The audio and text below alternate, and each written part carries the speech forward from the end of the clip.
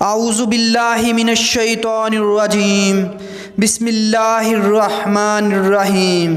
السلام علیکم ناظرین اکرام، امید کرتا ہوں سب خیریت سے ہوں گے۔ آج کے لیکچر کا آغاز احادیث مبارک سے، ایک نبی پاک صلی اللہ علیہ وسلم کی احادیث مبارک سے۔ نبی پاک صلی اللہ علیہ وسلم نے فرمایا، خیرکم من تعلم القرآن علمہ، تم میں سے بہترین شخص وہ ہے جو قرآن سیکھتا ہے اور سکھاتا ہے۔ ناظرین اکرام، بینگ اے مسلم، ایک مسلمان ہونے کے ناطے ہم اپنی تمام پریشانیاں اور روحانی مسائل کا حل جو ہے وہ قرآن و سنہ سے ڈھونڈتے ہیں، قرآن و سنہ سے رہنمائی لیتے ہیں۔ زندگی کا کوئی بھی شعبہ ہو، چاہے آپ استاد ہیں، آپ حکمران ہیں، آپ فوجی ہیں، آپ بزنس مین ہیں، آپ تجارت کرتے ہیں، آپ کی زندگی اور طرز زندگی کے تمام معاملات نبی پاک صلی اللہ علیہ وآلہ وسلم کی احادیث مبارک میں اور قرآن میں ہمیں مل جاتے ہیں۔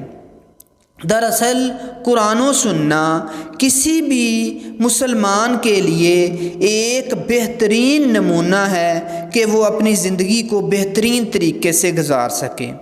ناظرین اکرام، آج کی اس لیکچر میں ہم بات کریں گے، اکثر لوگ ہمیں روحانی مسائل اور جسمانی بیماریوں کے بارے میں ہم سے سوال کرتے ہیں، اور اس میں سب سے ایک اہم سوال جو اکثر کیا جاتا ہے وہ رزق کی بندش، یا آپ یوں کہہ سکتے ہیں کہ کاروبار کی بندش اور جادو ٹونے کے متعلق ہوتا ہے۔ احادیث مبارک میں آتا ہے کہ قرب قیامت کی نشانیوں میں سے ایک نشانی یہ بھی ہوگی کہ جادو ٹونا عام ہوگا اور خیر و برکت جو ہے وہ اٹھ جائے گی، وہ ختم ہو جائے گی۔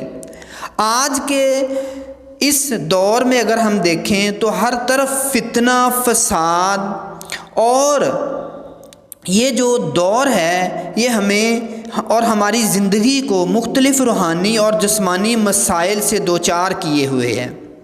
اگر ہم کھلی آنکھوں کے ساتھ اور قرآن مجید کی تفسیر اور احادیث مبارک کو دیکھیں تو ہمیں تمام مسائل کا حل مل جاتا ہے۔ ناظرین اکرام، اس کے متعلق پہلے بھی میں ایک ویڈیو بنا چکا ہوں، وہ وظائف تھوڑے سے لمبے تھے تو اس لیے میں نے سوچا کہ آج آپ کو ایک ایسا وظیفہ بتاؤں گا جو کہ اگر آپ کا کوئی روحانی مسئلہ ہے، اگر کاروبار کی بندش ہے، جادو ٹونے کا کوئی اثر ہے، یا اس طرح کا کوئی بھی معاملہ ہے، اور خاص طور پر میری بہن نے ایک نے کمنٹ میں پوچھا تھا کہ ان کے ہسبینڈ کا کاروبار جو ہے وہ ختم ہو چکا ہے، تو اس کے لیے وظیفہ بتائیں، تو ان سے بھی میں درخواست کروں گا کہ یہ وظیفہ آپ کریں، یہ آپ نے معمول بنا لینا ہے، اور انشاءاللہ آپ کو 3 دن بعد خاطر خواہ نتائج ملیں گے، آپ کی روحانی طاقت جو ہے وہ بہتر ہوتی ہوئی محسوس ہوگی۔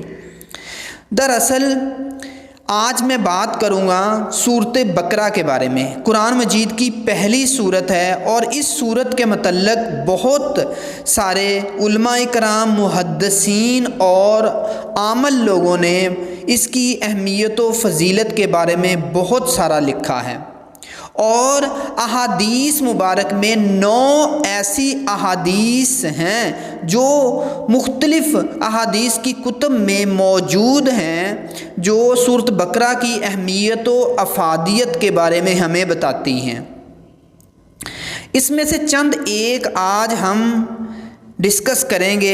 سب سے پہلی احادیث مبارک المسلم، صحیح مسلم میں اور ترمذی میں مذکور ہے۔ حضرت ابو ہریرہ رضی اللہ تعالیٰ عنہ روایت کرتے ہیں کہ نبی پاک صلی اللہ علیہ وسلم نے فرمایا، اپنے گھروں کو قبرستان نہ بناؤ، کیونکہ شیطان اس گھر سے بھاگ جاتا ہے جہاں سورۃ بقرہ کی تلاوت کی جاتی ہے، جہاں سورۃ بقرہ پڑھی جاتی ہے۔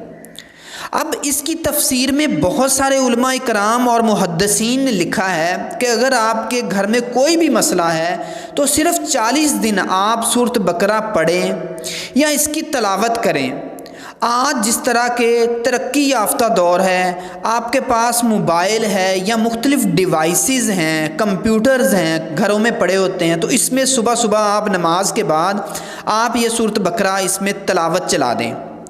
آپ 40 دن یہ تلاوت چلائیں، انشاءاللہ آپ کو واضح فرق محسوس ہوگا۔ کسی بھی طرح کا جادو ٹونے کا اثر، نظر بد کا اثر ہے یا کاروبار میں تنگی ہے، یہ سارے جو عوامل ہے یہ سب ٹھیک ہو جائیں گے۔ اس کے بعد ناظرین اکرام، جو آج میں آپ کو بتانے والا ہوں، ایک اور حدیث مبارک میں آپ کے سامنے رکھتا ہوں۔ یہ بخاری شریف میں اور مسند احمد میں بھی ہے۔ حضرت عبداللہ بن مسعود اس کے راوی ہیں۔ نبی پاک صلی اللہ علیہ وسلم نے ارشاد فرمایا کہ سورۃ بقرہ کی آخری آیات جو پڑھتا ہے یہ ان کے لیے کفایت کر جاتی ہیں۔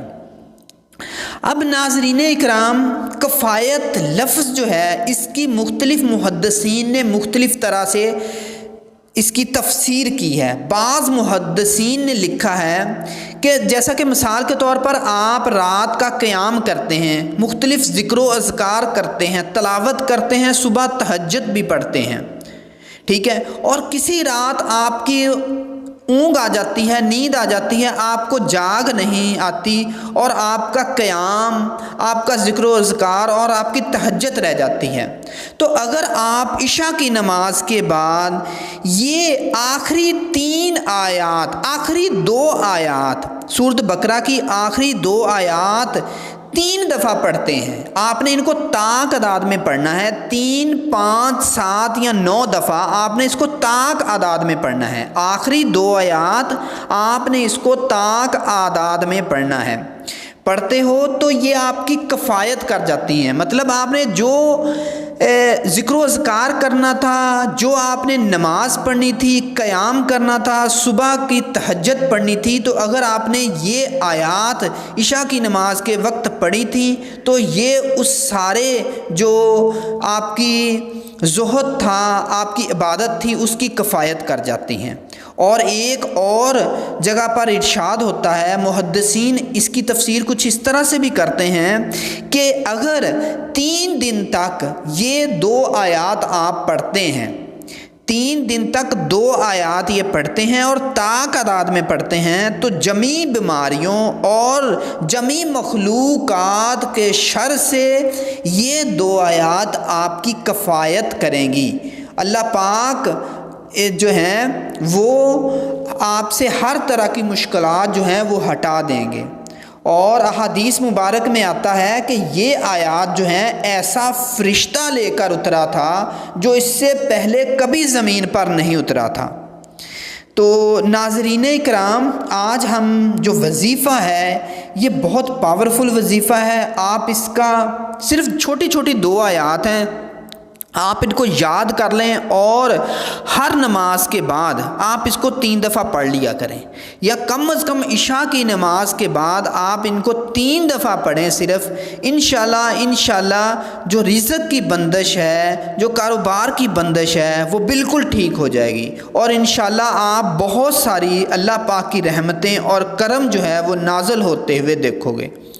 تو ناظرین اکرام، سب سے پہلے جیسا کہ میں آپ کو پہلے کہتا آ رہا ہوں، سب سے پہلے تو آپ نے توبہ کرنی ہے، 5 وقت نماز پڑھنی ہے، اور پھر یہ وظیفہ شروع کرنا ہے۔ انشاءاللہ اللہ پاک آپ پر اپنا کرم نازل کرے گا۔ یہ سورۃ بقرہ کی آخری 2 آیات ہیں اور 3 دن آپ نے پڑھنی ہے، طاق اعداد میں پڑھنی ہے۔ انشاءاللہ اللہ پاک رزق کی بندش ختم کر دیں گے، جادو ٹونے کا اثر ختم ہو جائے گا، نظر بد کا اثر ختم ہو جائے گا۔